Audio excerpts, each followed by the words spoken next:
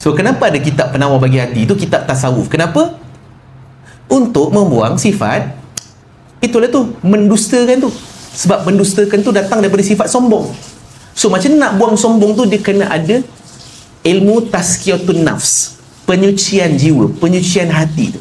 Jadi dia datang juga dengan ilmu. Untuk kita amalkan, dia datang dengan ilmu. Okey? Jadi perlulah kita meminta petunjuk daripada Allah Subhanahu Wa Taala supaya kita jadi orang yang bukan hanya mengikuti, bukan hanya orang yang ditunjukkan jalan, tapi mengikuti jalan tersebut.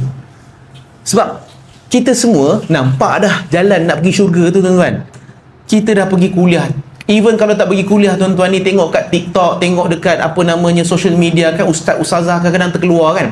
So kita kadang, tuan-tuan boleh kontrol ke apa next video yang akan keluar? Tuan-tuan tak boleh kontrol kan? Contohlah kita minat bola, keluar bola je, keluarlah Manchester kalah kan. Tuan perasan tiba-tiba dalam selepas video Manchester tu, tiba-tiba keluar video ustaz kan, kadang-kadang keluar video ustazah, video tazkirah. Tuan-tuan, mana ada dunia ini berlaku kebetulan? Semuanya berlaku dalam pengetahuan Allah. Allah memang nak video tu keluar sebab nak bagi tahu jalan tu Allah dah tunjuk pada kita.